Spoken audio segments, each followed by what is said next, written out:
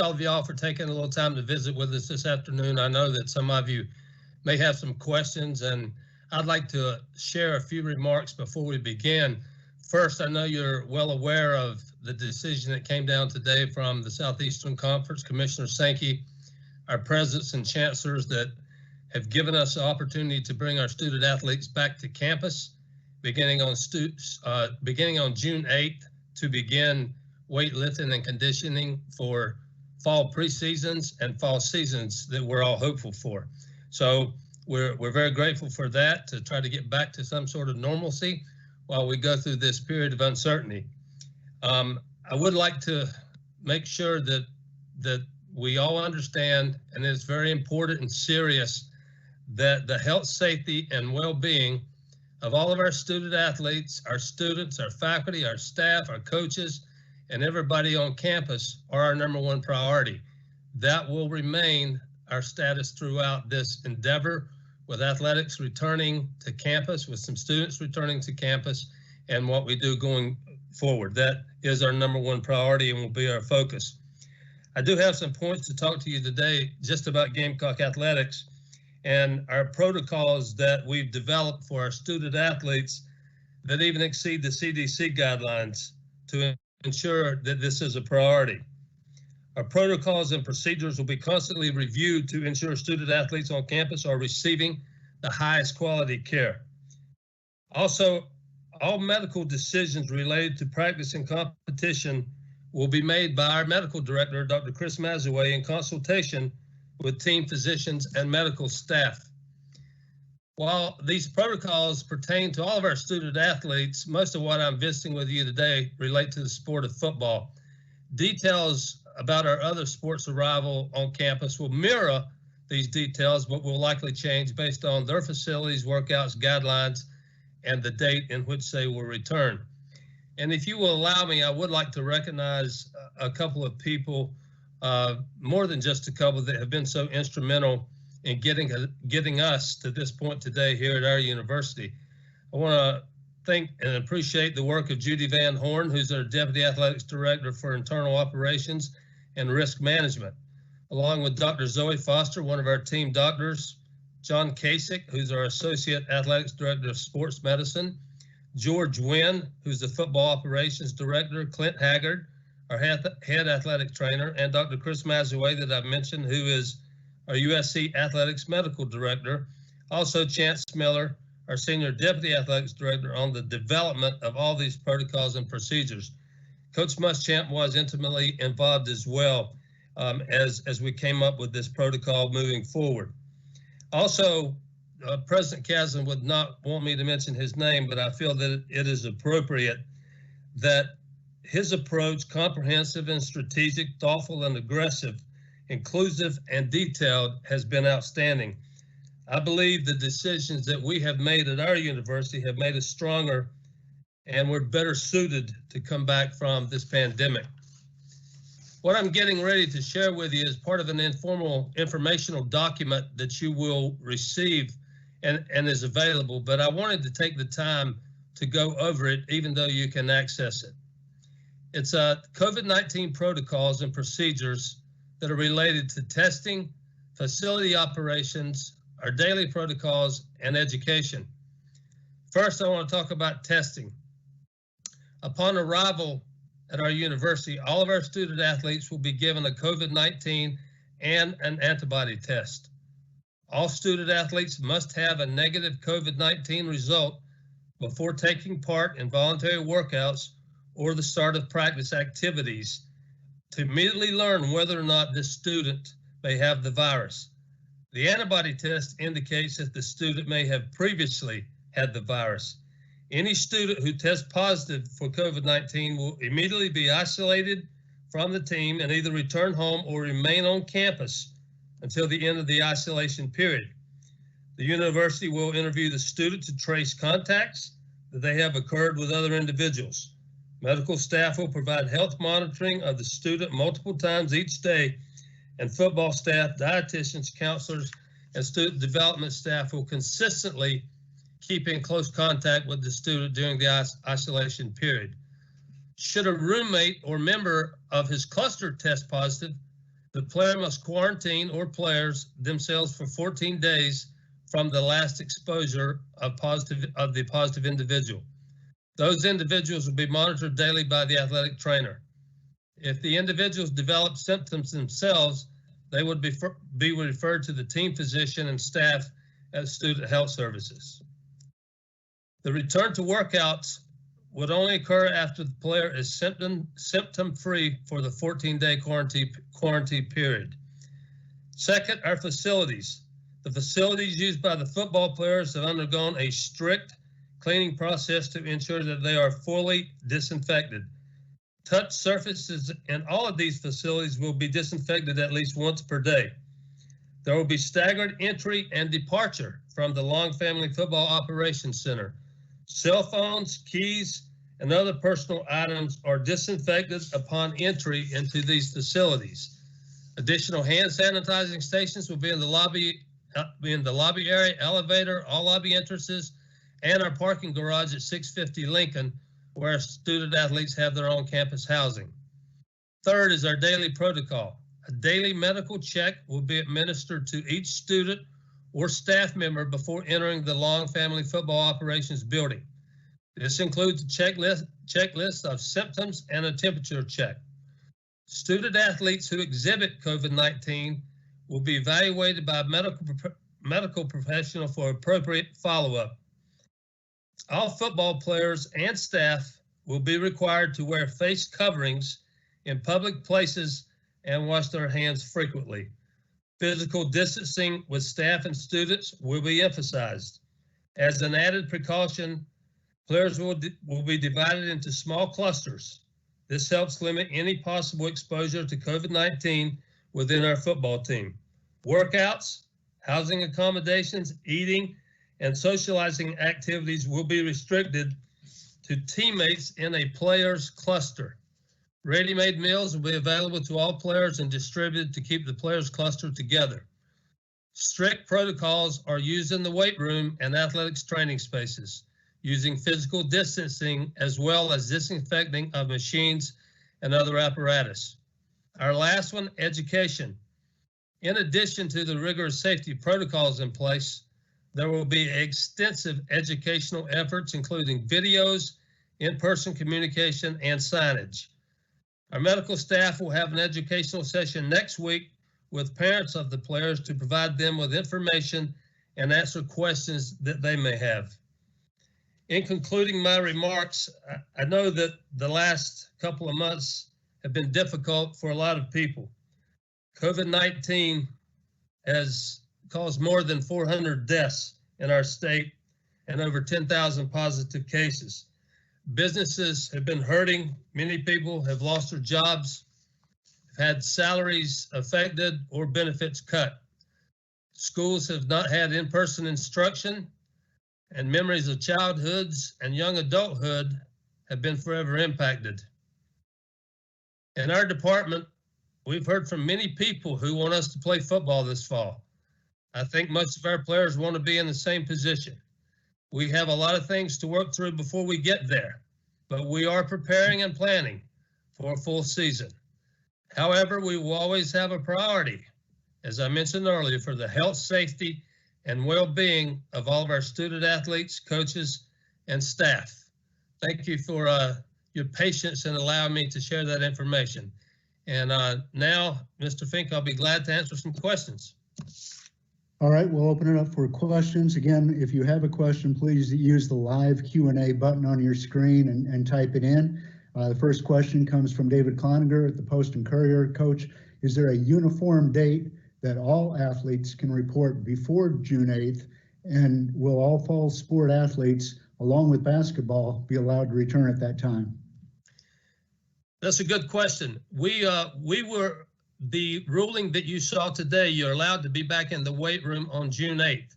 Prior to going to the weight room on June 8th, testing will have to take place and those results will have to be delivered to us. So the football players, for instance, will be back prior to June 8th to go through that testing period so that they're cleared to go June 8th. As far as the other athletes are concerned, they are also allowed to come back. Most of them informally have told me that they're going to wait a period of time before they return, but the SEC and the presidents and chancellors have given us the opportunity to come back June 8th. But the fall sports and both basketball programs probably will report at a later date. Next question comes from Ben Briner at the state. Coach, what is the process that goes into disinfecting the facilities, and is that handled by USC or is that contracted out? Well, I'll tell you that Jeff Davis, who is our associate athletics director, spearheads this internally, but it is an outsourcing and we have people on staff. But I can't give you the expertise that he could give you, but I can assure you that it is a proper disinfecting on a regular basis has already begun, that we will try to keep everything safe for our student athletes and staff, as I mentioned earlier. Next questions come from Josh Kendall at The Athletic. Josh has several questions. I'll just start with a couple and break it down for you a little easier. First, is there a threshold for how many positive tests among the team and staff members that would result in shutting down the attempt to return? And if so, what is that threshold? We have not established any sort of threshold, and I'm very hopeful and prayerful that that will never become an issue with our protocol that we will go through, as I mentioned to you, with a COVID test and antibody test, and continuing to monitor our athletes on a daily basis. We're very hopeful and optimistic that we will not get into that situation. But to answer your question, there is not a threshold established. Will there be regular testing for all players after the initial test, or will that additional testing be based only on potential symptoms?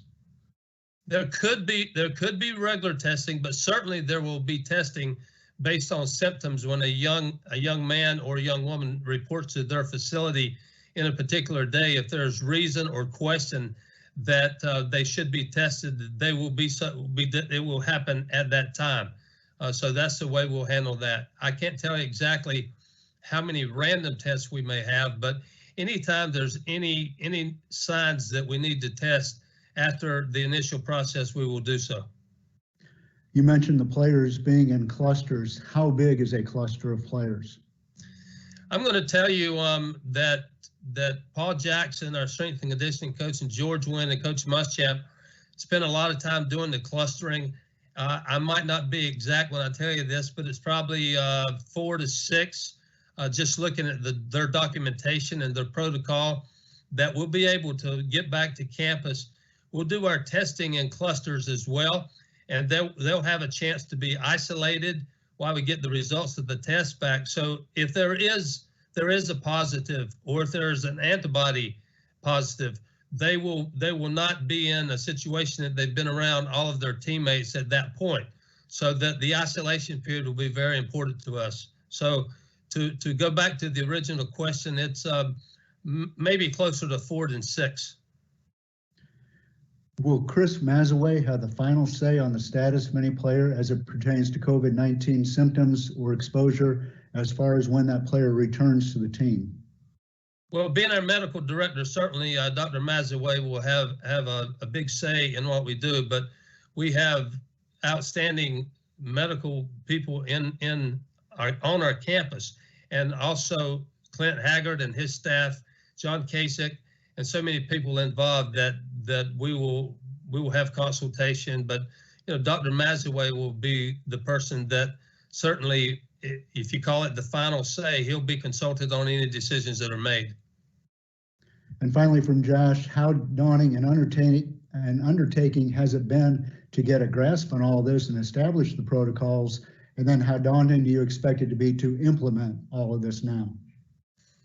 Well, I think we would all understand that this is not in the playbook.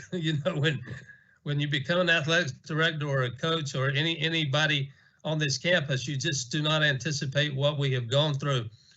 I can tell you that being a part of the university task force under President Kasdan's leadership, and then in athletics, I've been so impressed with the diligence, the expertise from our scientists, our epidemiologists, and all the work that has gone into the development of a protocol to return to campus. It hasn't been a decision we're just coming back. We tried to put the scientific evidence in front of us to give us an opportunity, but it's a daunting task, and it's just like it's like playing a game.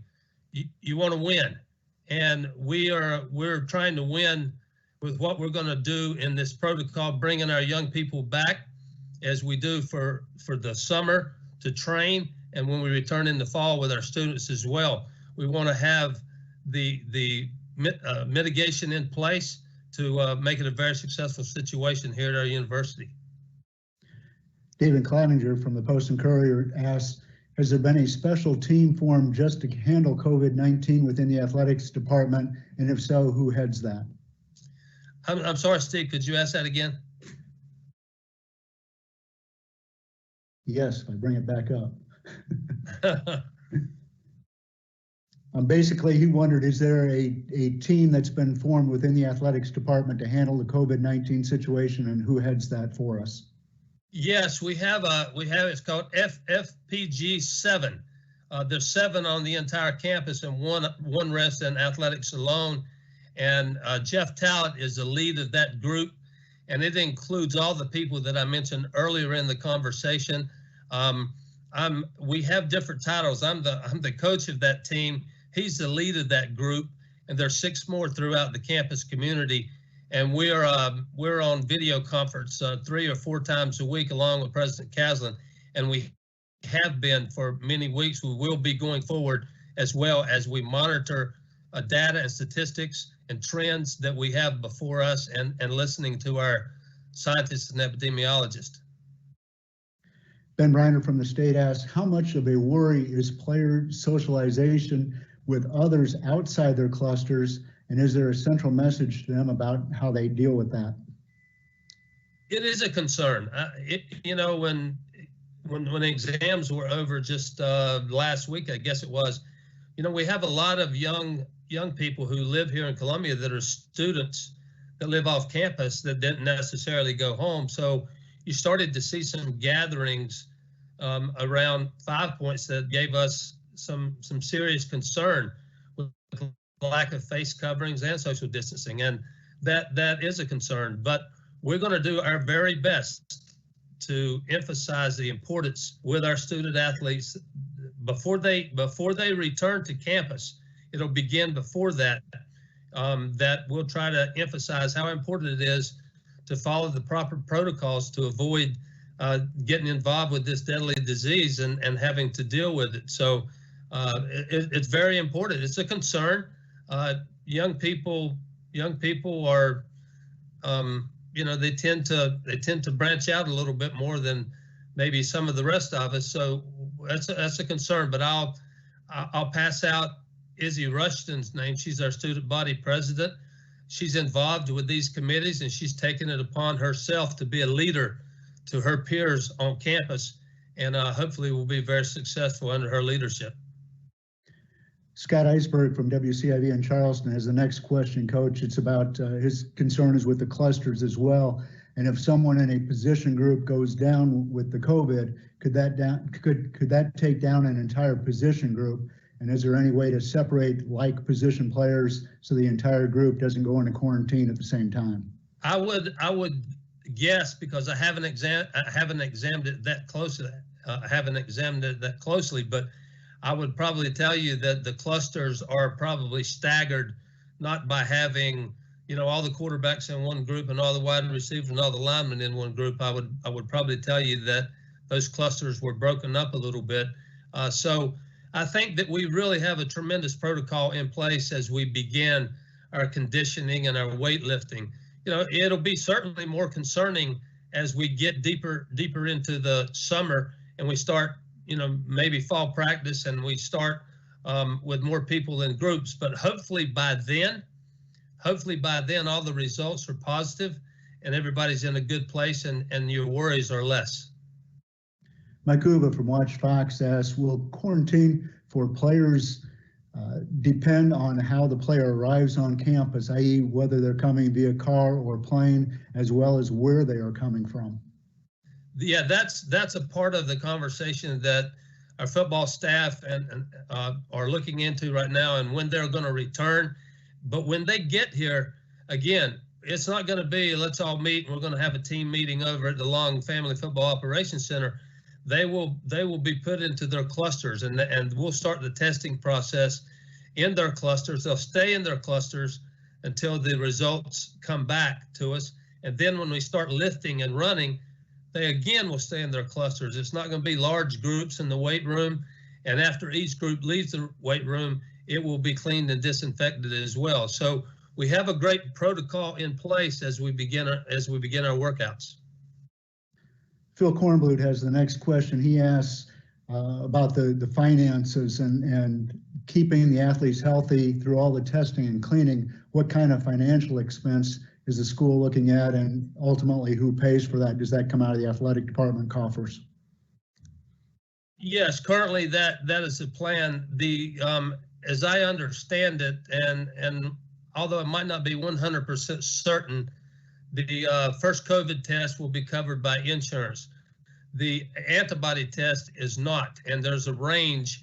If you have looked into it personally, you will see a range of antibody testing. So without speaking to certainty, it's probably between $40 to $100, $120, according to what you're looking at and who's doing antibody testing. So that would be an athletic department expense. Ben Briner from the state notes that some high schools and youth sports are avoiding using their locker rooms. Will USC be using the locker rooms in the short term? We will not be. In the short term, we will not be using locker rooms. Players will enter the facility. They'll get their checks. They'll do the evaluations. This is after they have been negative for COVID. So they'll go in, do their weight work, and then they'll leave the facility, and food will be provided. But again, it'll be a box type situation, carry out situation, but we will not be using locker rooms and showers in the near term. Colin Taylor from Gamecock Central has the next question. Colin asks, what was the reaction from coaches about the news that players could come back? And did any coaches from any sport express concerns about bringing students back to campus in June? There were lots of questions. I think that I've been extremely delighted to engage with our coaches. They have a lot of questions themselves, but they're very concerned about what we're going through with this coronavirus. And we have shared the protocols. They have given us their protocols. They're anxious to see their student athletes again. It hasn't been a focus of a competitive position where we've got to get our players back. We got to get back to work, and we don't want anybody to get an advantage. It hasn't been that at all. It's been more about the health, safety, and welfare of getting everybody back together if possible. And like I said to you, we know that football will be back in the weight room on June 8th. The other sports are going to decide when they would like to return.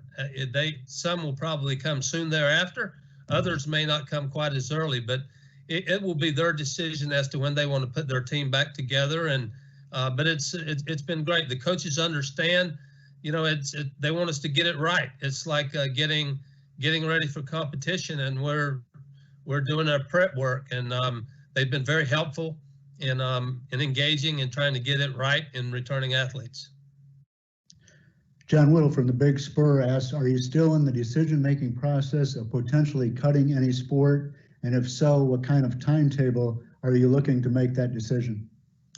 There isn't a timetable. I think that you recognize that across this country, a lot has happened in cost-cutting measures. We have made some cost-cutting measures internally. The campus has as well. There's no question that we're in a period that we have to reduce cost. Dropping sports is out of consideration. It has to be on your list. Is it high on my list? No. Is it something that I want to do? No. So it's not an immediate priority. We will move through this process. We're still quite a ways away from September 5th and what a football season might look like. It's no secret that football is your financial engine in your department. So that plays heavily on what happens from a financial standpoint, but there's still there's still some time in front of us to make some determinations and to understand exactly what the financial pressures are going to be. John follows that up with what specifically makes you want to stick with men's soccer, given that it's not an SEC sport and since the program is about to be in transition? We've had men's soccer for a long time, and there's been some success, and we have young people who play the sport that are passionate about it. Coach Mark Burson has been here for a long time.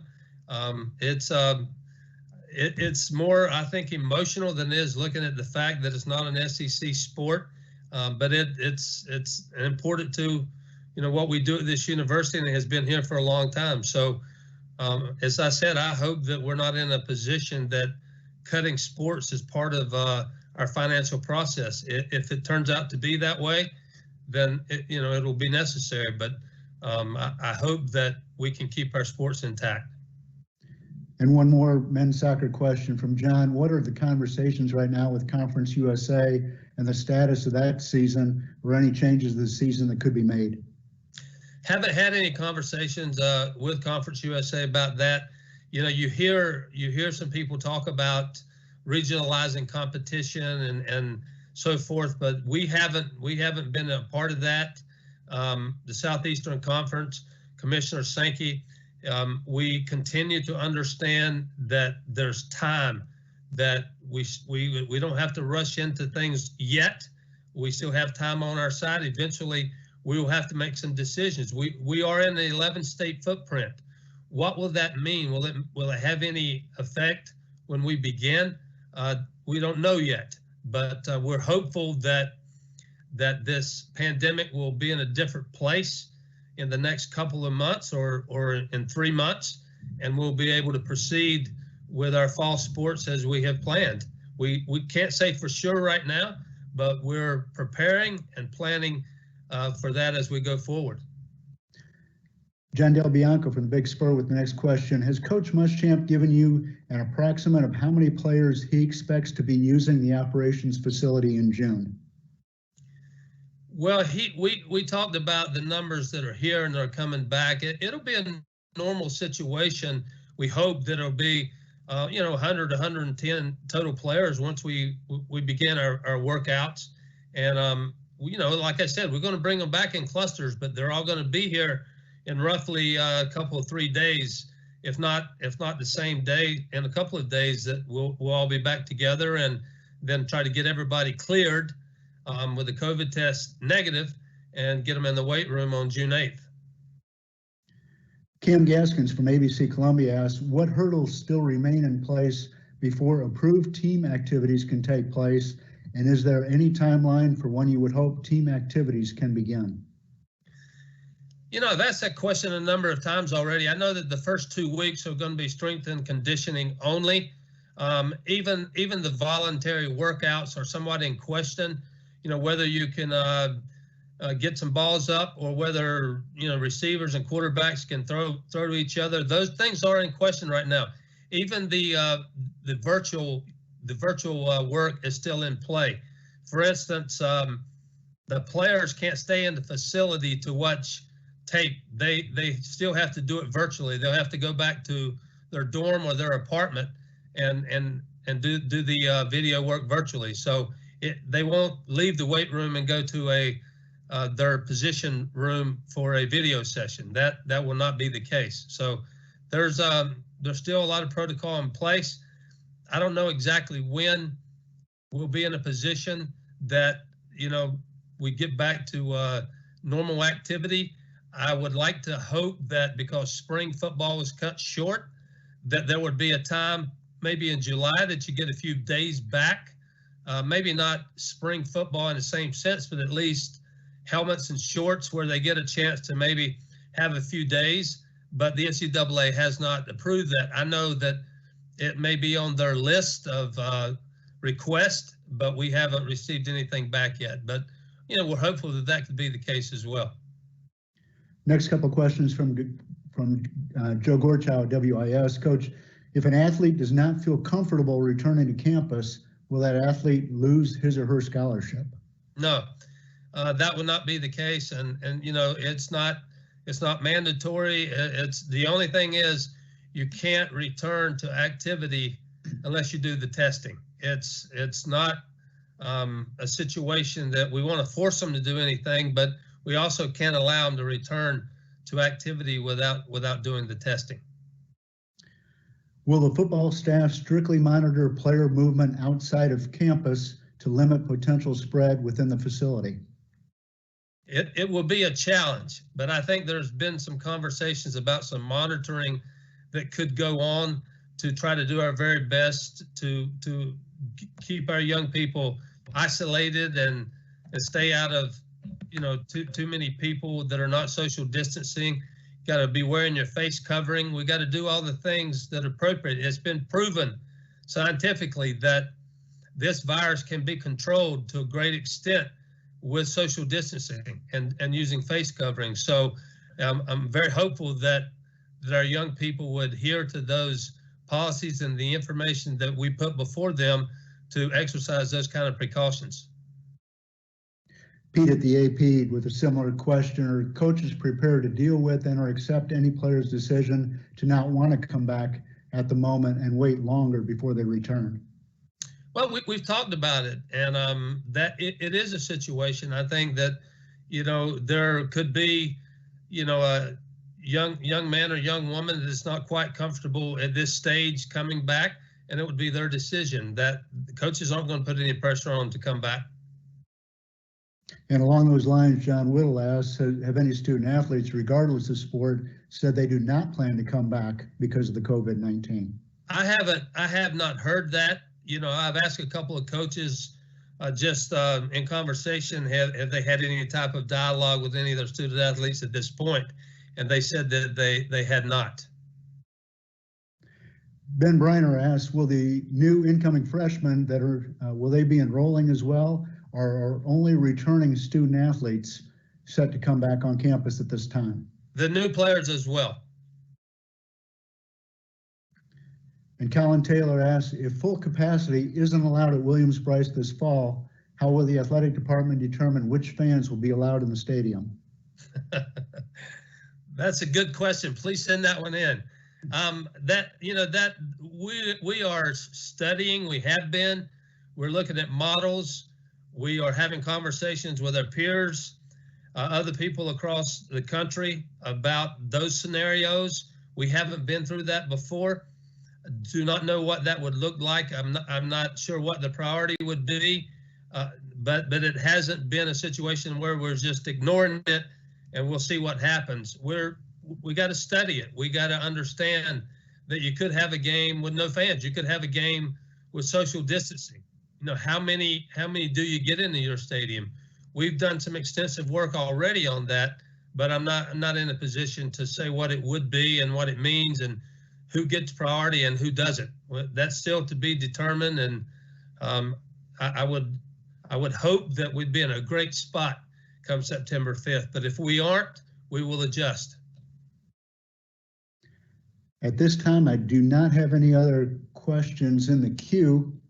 Give one last call. Anybody have anything that they would like to ask Coach Tanner before we let him go?